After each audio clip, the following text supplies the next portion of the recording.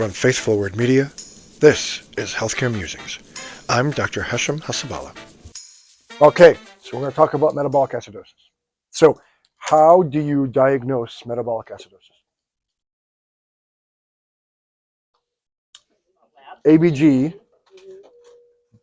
that's how you diagnose acidosis. But how do you know it's metabolic or respiratory? Like what is the definition of acidosis? How do you diagnose acidosis? Low pH, but bicarb, correct. It's a decrease in the serum bicarb. That's acidosis. Now, why bicarb? Why bicarb? It's a base, and it's the primary buffer of the body, which is why we measure it, right? We measure it because that's the primary buffer of the body. And so when you have a decrease in bicarbonate, that means it's being consumed by acid, and it goes down, and then that's how you diagnose acidosis. Okay, so there's two. How many are there? Are there multiple types of acidosis, or yes? So how many types of acidosis are there? There's two. There's just respiratory and metabolic. Right. So we're going to focus on metabolic. So when you have somebody coming with a low bicarb, already you know they have an acidosis. Whether or not if the pH is normal, they still have an acidosis because the bicarb is low. Okay, so you look at that, they have a metabolic acidosis irregardless of the pH, because we'll talk about that. Why? So you look at the bicarb, and then now you have a low bicarb, you have a metabolic acidosis. So then there's two main kinds of metabolic acidosis. There's a high anion gap metabolic acidosis and a normal anion gap metabolic acidosis. So the anion gap, which is the difference between the sum of the chloride and bicarbonate minus taken and subtracted from the serum sodium. That's if I remember correctly, that's the anion gap. I used to know how to calculate it. Now it's just on the lab. I think the anion gap is the sum is sodium minus the chloride and the bicarb, if I'm not mistaken. Okay. I could be wrong, but now the lab just measures it for us. Right. But before I used to have to know how to calculate it. But the lab will measure for you. So if you have a high anion gap metabolic acidosis, there are certain causes of a high metabolic acidosis. It used to be mud piles, and now it's gold mark. Gold mark is an acronym that'll give you all the causes of a high anion gap metabolic acidosis. Gold mark, G. So G is glycol, ethylene glycol, antifreeze toxicity, that kind of thing. O is oxazolamine. I've never seen that before. L is lactic acidosis. L-lactic acidosis. D is D-lactic acidosis, which you see with metformin. Okay. M is methanol. A is aspirin. K is ketosis. Okay, so those are the main causes of a high anion gap metabolic acidosis, like DKA. R is renal failure, also renal failure. So renal failure, DKA, toxic alcohol ingestion, like methanol toxicity, ethylene glycol toxicity, alcohol intoxication. All of those things cause a high anion gap metabolic acidosis. So already, when you see that the bicarb is low and the anion gap is high, now you know, okay, there's all these things. Could be DKA, renal failure, a combination, whatever. Okay. Now, sometimes you can get it. So they come in, the anion gap is high. It's very common with DK. The bicarb is 10. The anion gap is 22, right? You get a VBG and the pH is 7.3. What? How can that be? How can that be that the bicarb is low, but then you have a pH of 7.3 or 7.4? Well, you're not really compensating, but you have something else happened. So for example, someone's been having tons of diarrhea.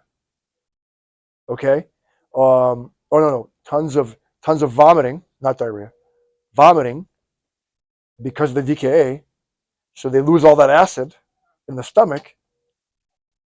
The DKA kicks in, so the bicarb goes down, and so but because they've lost so much acid in their stomach, their pH is normal. That's how that happens. Or the other thing, you can have a bicarb of 15, not terribly low, and their pH is 6.7. Whoa, what's happening? So the way you can look at that is you do what is called the delta, what I'll call the delta gap. So you look at the anion gap, and then the way there's a whole thing about the strong anion difference. It's so complicated. They make it so complicated, even though it's physiologically correct. The way I look at it is I look at the anion gap. Okay, so if the anion gap is 28, for example, that's a change from the delta, which is change from the normal anion gap of 12. Then a normal, quote unquote, I'm doing air quotes, a normal anion gap of 12, I say, okay, that's a delta of 16 from the normal of 12.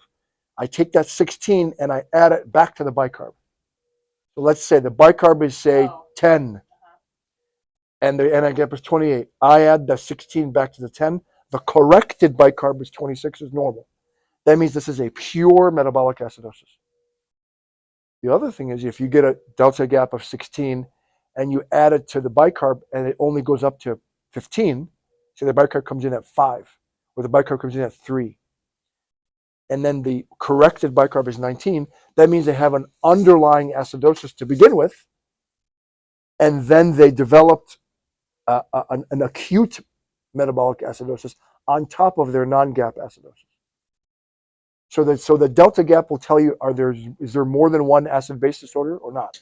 So there was a patient I saw with a bicarbonate of 40, which is high, with an anion gap. What? That patient was morbidly obese with a chronic hypercapnic respiratory failure that caused a compensatory metabolic alkalosis, who developed decay. So that patient has how many base disorders? Chronic respiratory acidosis, a compensatory metabolic alkalosis, with a new onset anion gap metabolic acidosis from decay. 3 acid-base disorders. So she came in with a bicarb of 40 with an anion gap. We were like, what? This doesn't make any sense. But that patient's baseline bicarb is actually 55. From the chronic, we're not talking about respiratory acidosis and chronic and compensation, but I'm saying the real world can have multiple acid-base disorders at one time. So that delta gap, you can just do it. Look at the anion gap, subtract, take it from 12. So if the anion gap, so let's see here, we have our guy here who came in 18.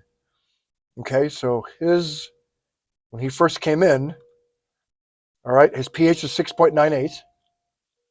And let me see. His CO2 is 5, and the anion gap is 22. The delta gap is 10,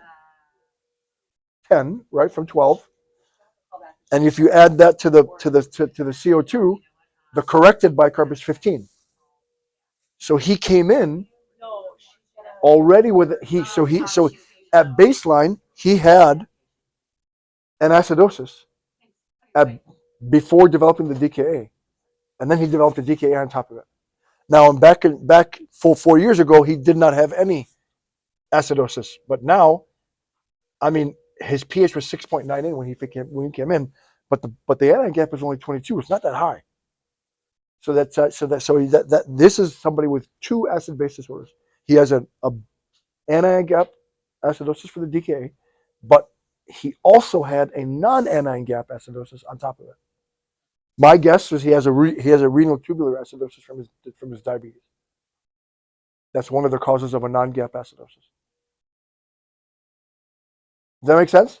So that's why the delta gap. That's why I always do the delta gap calculation, because then it tells me, okay, this CO2 really shouldn't be that low. That's really weird. With only an anion gap of 22, it's not that bad. Normally the anion gap could be 32, 40, even it was huge, right? But because he was already acidotic when he developed the DKA, now his pH is 6.98, and he feels crummy.